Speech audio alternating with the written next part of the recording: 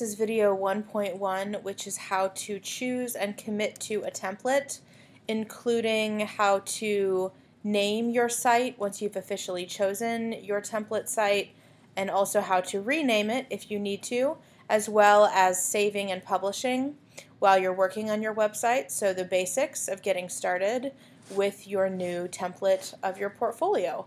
So here I am on Wix.com. I need to log in, which, as you remember from last time, is going to be my right.edu email address. It's not my username, it is my email address that I use to register.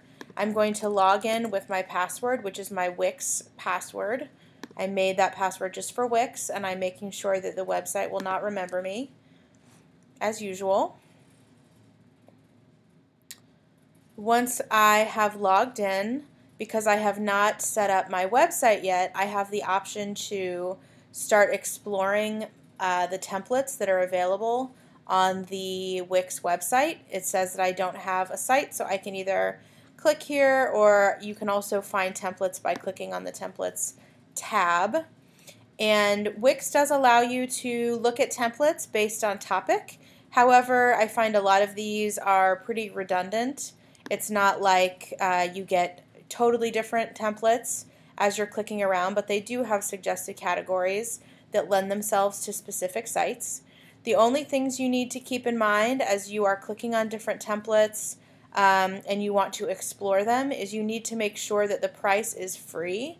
The price should not say e-commerce, which is something that sometimes they can say on the bottom. You want to choose a free site. You can explore a template by clicking on it, and then it will open in a new tab, and that allows you to kind of preview how that template actually functions. Keep in mind, you can change everything about your template. You can change the obviously what the text says, you can change the pictures, you can change the background, you can change the colors and the fonts. If you don't like this font style, that's something you can change. You can also change how many menu tabs there are on the site. As long as it has at least more than one page, it's very easy to make make additional pages, so that's not a problem at all, because I am ultimately going to only need 4 of these, so I'll be able to delete one of them.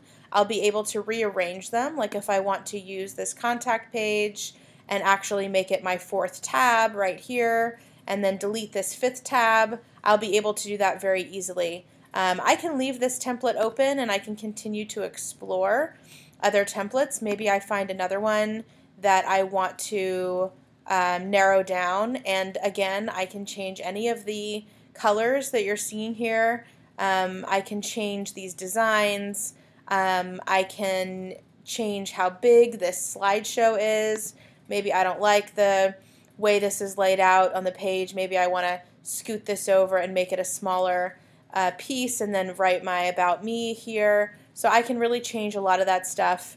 And in fact, this is the one I think that I'm going to choose. So I'm going to go ahead and I'm going to close the tab where I had opened that other template, because I've decided I'm not going to use that. And once I've decided that this is the one that I'm using, in order to actually select it, I just really quick need to double check up here that this says HTML5 and that it is free. The other thing that it could have here is a little red F, meaning that it is a Flash coded website as opposed to an HTML website.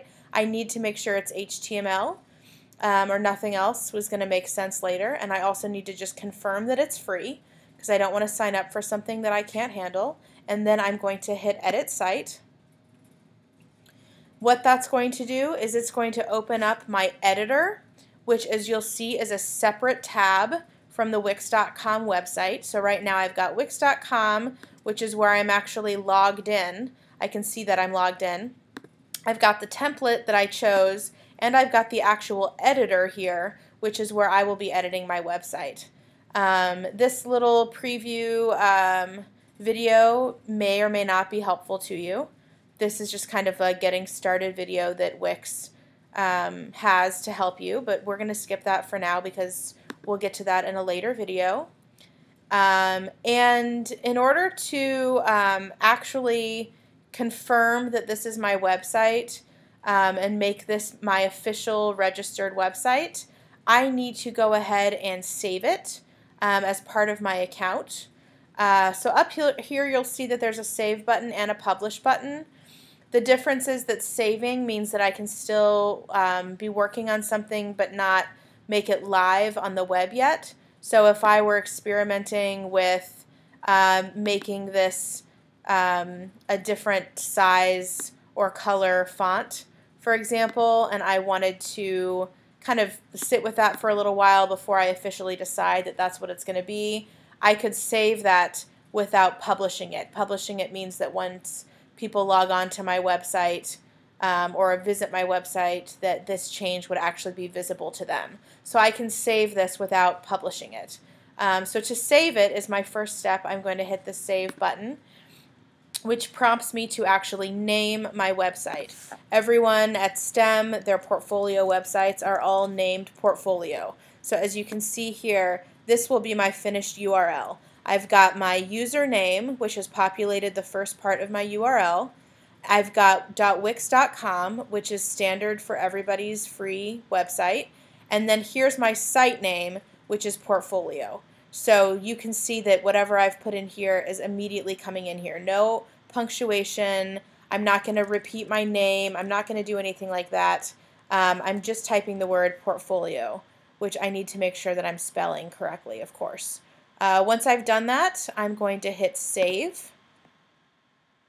And the first time I'm saving, for whatever reason, Wix kind of likes to take its time saving it for the first time. But if I come back to my Wix.com tab over here, if I came to my account, you will see that my website with my new site name has already appeared under my account, because this is my official site now. This is where I will come the next time I need to edit. When I log in, I will be able to come under my account and click here to go and open up my editor for the next time. So right now, that's really all I need to be doing.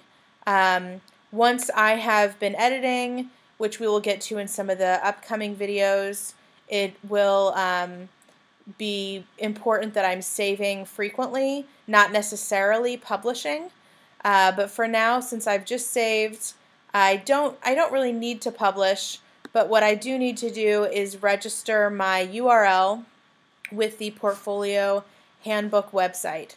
So I'd like to just copy what that official URL was so that I can register that officially with the school, because right now nobody knows this exists but me. So in order to copy my URL, I have to come to Settings and Site Address, and you can actually copy the site address in here, which for some reason it's not appearing as Portfolio. So let me just check, make sure that it's saved. I'm going to save it one more time just to make sure that it worked, because I need that site address to be my accurate site. It's saying, so this is important because if you're ever working in Wix and you have your editor open in two places, you need to close it in one of the places that it's open. So for whatever reason, it's telling me that my site is open in more than one place, even though I don't know of that happening. So I'm going to go ahead and say save, because I know that I only have it open in this one place and it can disregard it in another place. That's why it's so important that you log out. Let's check this again. Still not there. Whenever you're having trouble with Wix, any problem that you encounter, the best thing you can do is, if you're saving regularly, is just to close your editor. This is the template that I originally chose. So I'm closing that and just come back into your editor. Sometimes it's good to even log out of Wix and log back in, and that usually will fix the problem. That should always be the first thing that you try. So I'm going to see if that worked. Settings, site address, and there it is. There's my accurate URL. So it just took a couple times to save it initially, but now I should be golden. So I'm going to highlight this and I'm going to copy it. So you can right click and copy, or if you're on a Mac you can control click and copy. And then I'm going to actually open the DRSS Portfolio.wix.com handbook in another tab so that I can officially register my URL with the handbook and the DRSS Portfolio Committee. And that puts me on the registry so that my portfolio can be evaluated at the end of the year. So I'm going to click on Register Your Wix.